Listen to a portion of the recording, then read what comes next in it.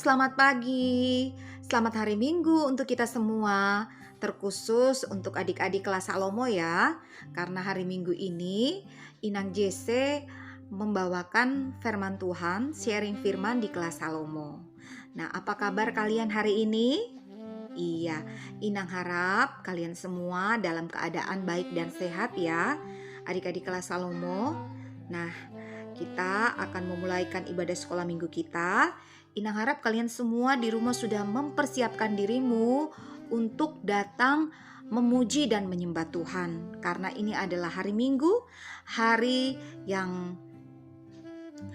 sangat ditunggu-tunggu oleh setiap orang yang percaya. Karena di hari Minggu ini kita beribadah kepada Tuhan ya. Nah, kita buka ibadah ini dengan doa terlebih dahulu. Mari kita satu di dalam doa, kita berdoa. Tuhan Yesus, kami mengucap syukur kepadamu atas kasih dan kebaikan Tuhan bagi kami. Terima kasih Tuhan untuk penyertaan Tuhan di sepanjang hari yang lalu. Di hari Minggu ini kami mau rindu beribadah, memuji memuliakan nama-Mu.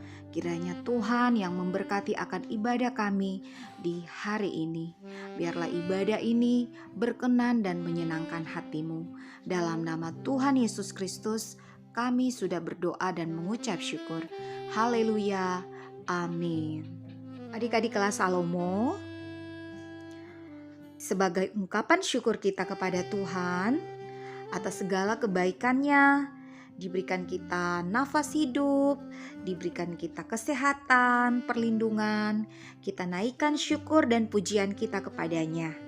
Nah adik-adik, kita bernyanyi bersama-sama pujian yang berjudul Ku naikkan syukurku. Yuk kita memuji Tuhan bersama.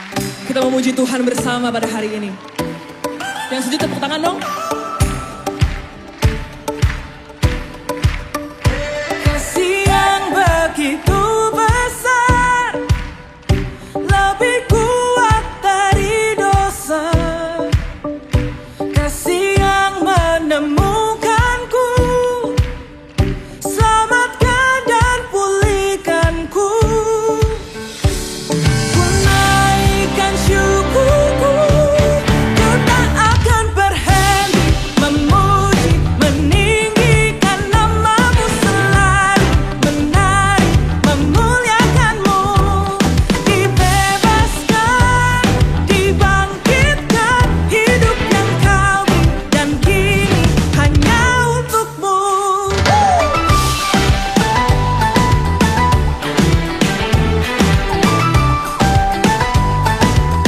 Sama-sama naikkan.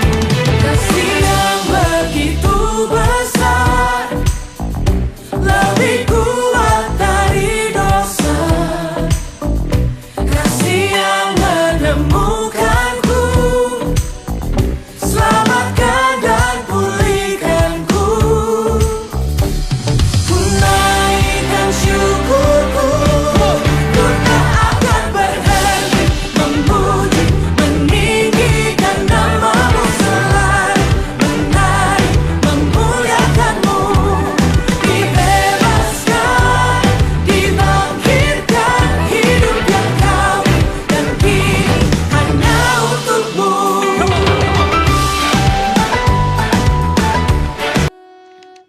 Adik-adik kelas Salomo, saat ini kita akan masuk dalam pengucapan titah. Nah, sekarang kita akan mengucapkan titah yang pertama. Oke, kita ucapkan bersama-sama. Titah pertama. Akulah Tuhan Allahmu, seru Tuhan kita. Tidak boleh ada Allah lain kecuali Aku. Maksudnya adalah kita harus lebih takut, lebih kasih, dan lebih yakin dan percaya terhadap Allah saja daripada terhadap apapun juga. Amin. Sekarang kita memuji Tuhan kembali. Iya, kita memuji Tuhan dengan lagu yang berjudul Aba Bapa.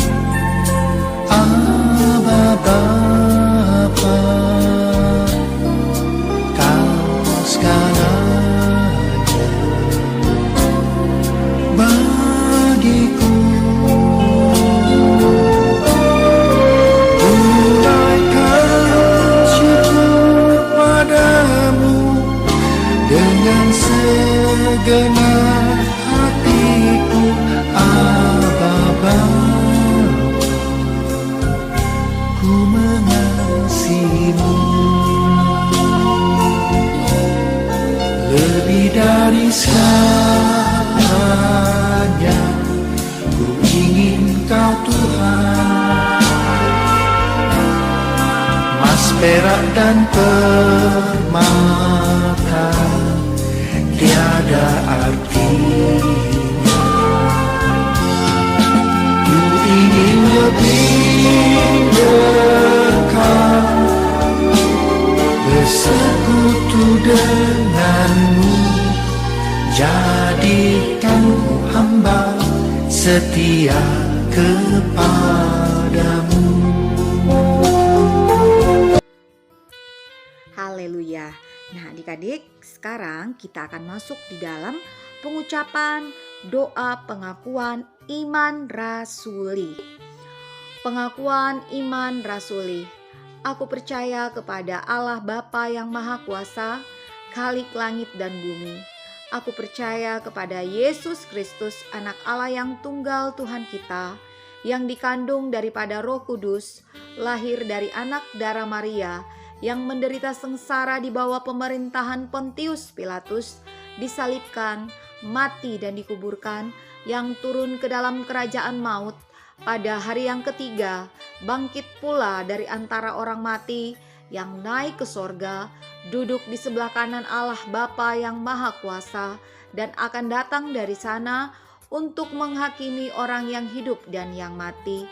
Aku percaya kepada Roh Kudus, gereja yang kudus dan am, persekutuan orang kudus, pengampunan dosa, kebangkitan daging, dan hidup yang kekal. Amin. Amin adik-adik sekalian. Kita akan masuk ke dalam mendengarkan firman Tuhan. Kita naikkan pujian yang berjudul Aku mengasihi Engkau Yesus. Kita memuji Tuhan bersama. Aku mengasihi Engkau Yesus dengan segenap hatiku. Aku mengasihi Engkau Yesus dengan segenap jiwaku. Ku renungkan firman-Mu siang dan malam, ku pegang perintah-Mu dan ku lakukan. Engkau tahu ya Tuhan, tujuan hidupku hanyalah untuk menyenangkan hati-Mu. Aku mengasihi Engkau Yesus dengan segenap hatiku. Aku mengasihi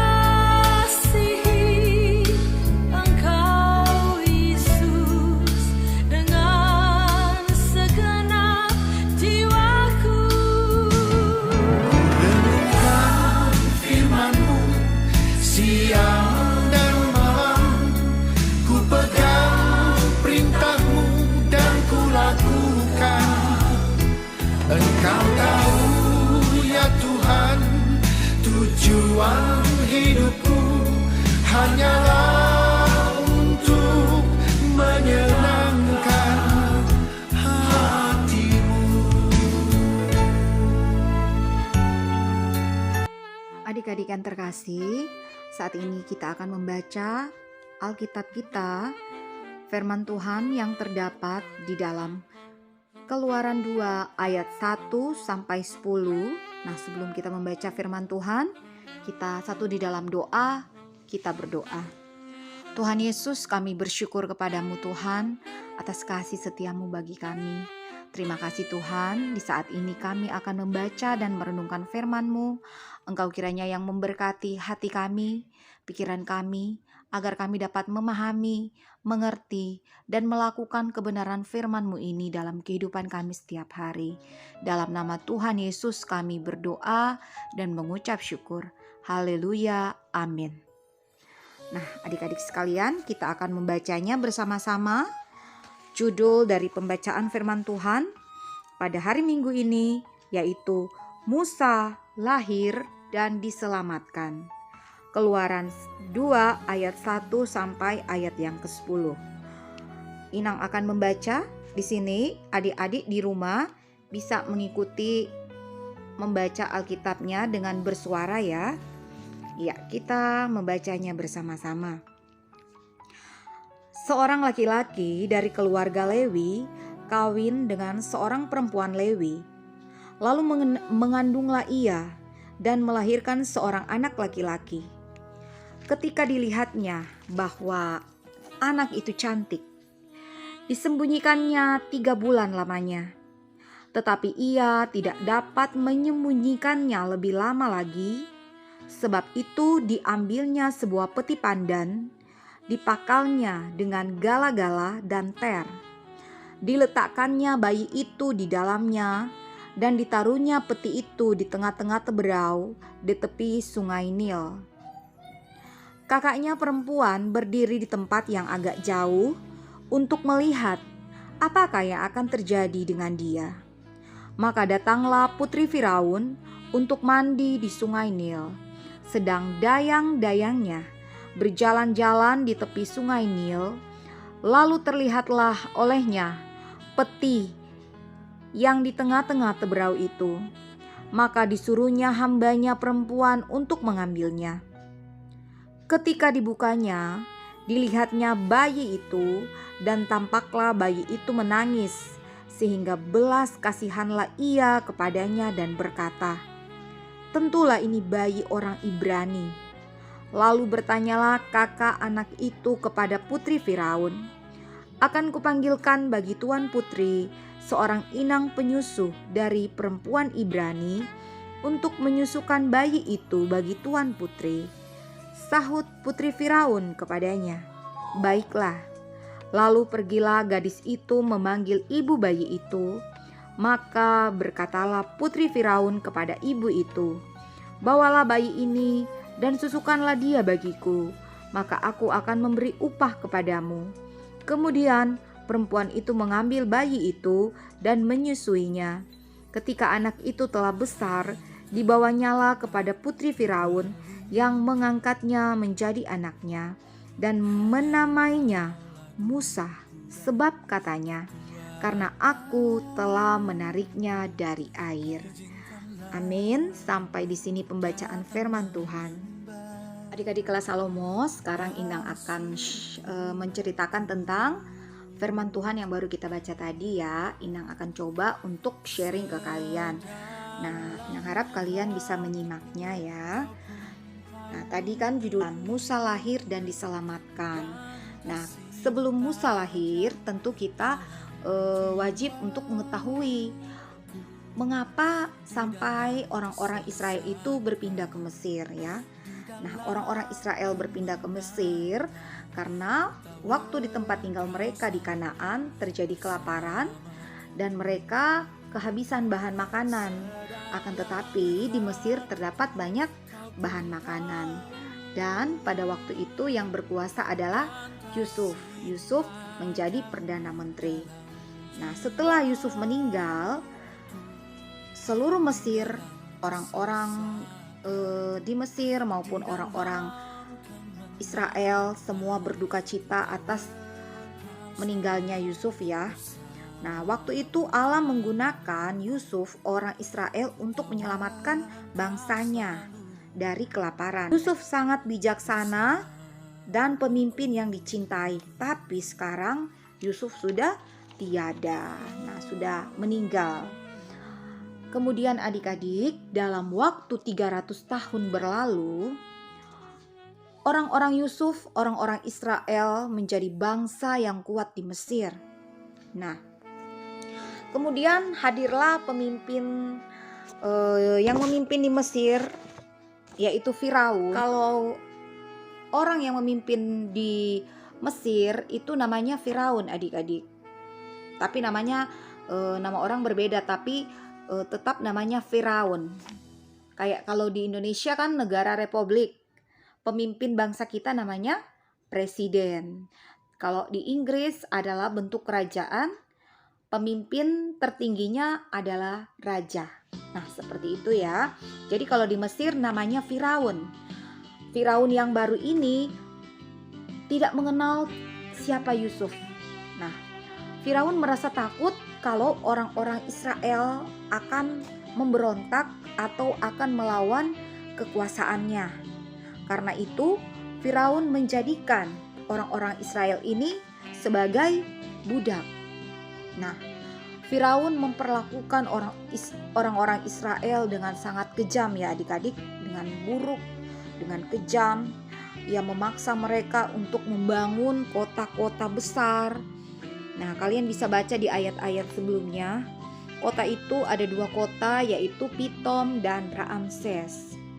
Tetapi biar bagaimanapun beratnya Firaun memperkerjakan orang-orang Israel ini, mereka tetap berkembang sangat pesat, sangat banyak ya adik-adik.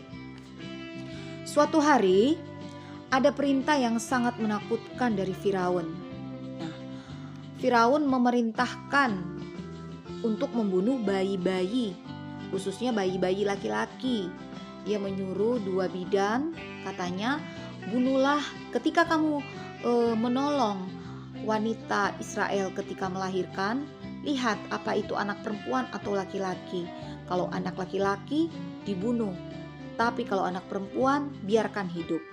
Tetapi 2 bidan ini adalah orang-orang yang takut akan Tuhan.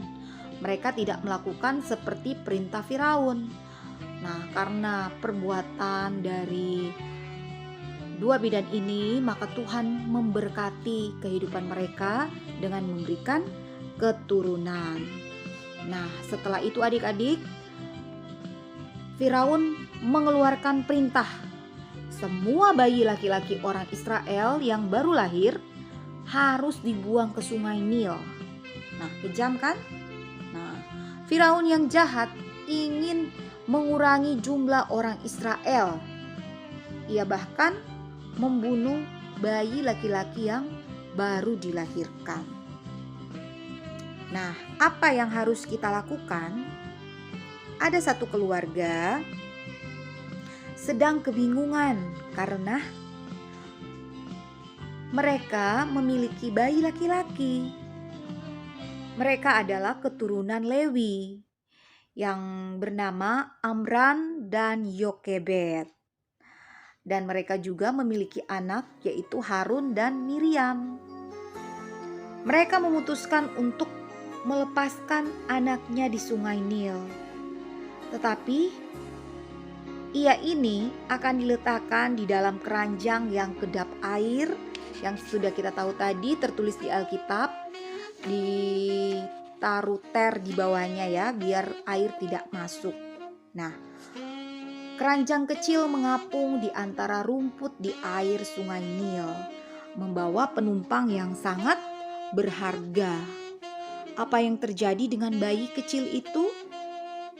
Dari kejauhan ternyata kakak perempuan bayi itu mengikuti keranjang yang membawa adiknya terapung dan hanyut di antara rumput di air.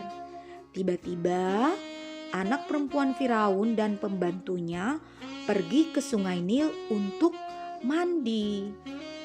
Keranjangnya tidak mungkin tersembunyi. Nah, apa yang terjadi? Mereka melihat keranjang itu ada di antara rumput-rumput. Dan putri Firaun menyuruh pembantunya untuk mengambil keranjang tersebut. Ketika ia membuka keranjang itu, menangislah bayi tersebut. Nah, adik-adik, bayi itu menangis. Kata putri Firaun, pasti ini anak orang Israel atau anak orang Yahudi. Nah, kata putri Firaun, kasihan sekali anak kecil ini. Tapi anak kecil ini begitu tampan. Nah, putri Firaun bercakap-cakap dengan bayi yang mungil itu ya adik-adik, seperti orang dewasa. Nah, padahal kan masih bayi ya. Si putri Firaun ini memiliki hati yang baik, berarti ya adik-adik. Kakak perempuan Musa Waktu ini Musa belum dikasih nama ya, karena yang memberi nama adalah putri Firaun. Kakak perempuan bayi itu berlari ke putri Firaun dan bertanya, "Putri, maukah aku mencarikan perempuan Yahudi untuk memelihara bayi itu?" Kata putri Firaun, "Baiklah, silakan. Carilah ibu untuk menyusui bayi ini." Nah, mereka berdua, kemudian si Miriam memanggil ibunya dan berlari secepatnya kembali ke sungai, bertemu dengan putri Firaun. Putri Firaun menggendong bayinya dan berkata dan memberikannya kepada ibunya Miriam ya, "Rawatlah bayi ini untukku, akan aku bayar. Namakanlah dia Musa." Karena Musa artinya diambil dari air. Aku telah menariknya dari air ya. Nah, ternyata anak ini dinamakan Musa. Begitulah Musa kembali ke rumah orang tuanya. Mereka mengajarkan Musa bagaimana mencintai Allah dan sesama orang Israel. Tidak lama lagi Musa akan hidup di istana bersama putri Firaun. Allah yang menyelamatkan jiwanya punya rencana besar untuk bayi Musa di masa depan. Seperti cerita Musa tadi, kita hanya mengharapkan pertolongan dari Tuhan.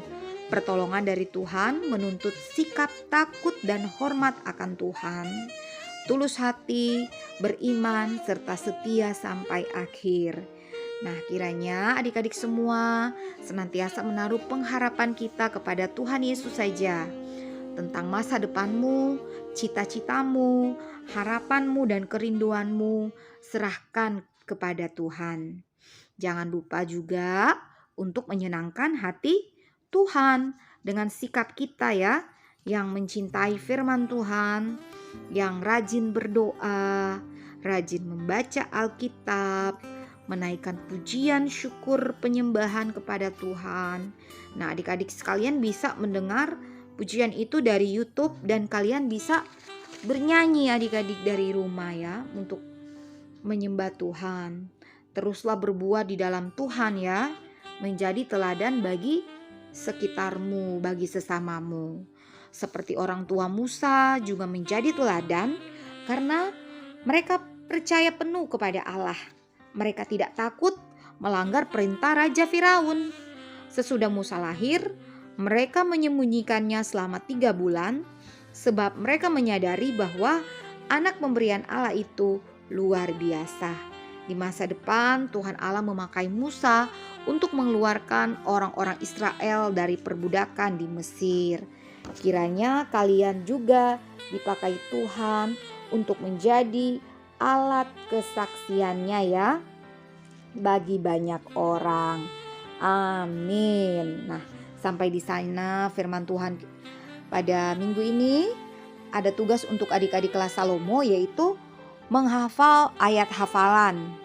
Ayat hafalannya terdapat di dalam kitab Mazmur 27 ayat 5. Mazmur 27 ayat 5 berbunyi, "Sebab ia melindungi aku dalam pondoknya pada waktu bahaya. Ia menyembunyikan aku dalam persembunyian di kemahnya. Ia mengangkat aku ke atas gunung batu." Ya, itu ayat hafalan kalian. Kalau sudah selesai menghafal ayat hafalannya, kalian bisa mengirimkan video rekaman ayat hafalannya ke Inang JC ya. Oke? Kalau ada pertanyaan, kalian bisa WA langsung ke Inang aja ya. Oke adik-adik, sekarang kita akan memberikan persembahan. Siapkan persembahanmu. Memuji Tuhan kembali dari Kidung Jemaat nomor 440. Di badai topan dunia, mari kita memuji Tuhan bersama. Badai topan dunia, Tuhanlah perlindunganku. Kendati goncang semesta, Tuhanlah perlindunganku. Katakan baik dia. Tak siang maupun malamlah, Tuhanlah perlindunganku. Niscaya takutku lenyap, Tuhanlah perlindunganku.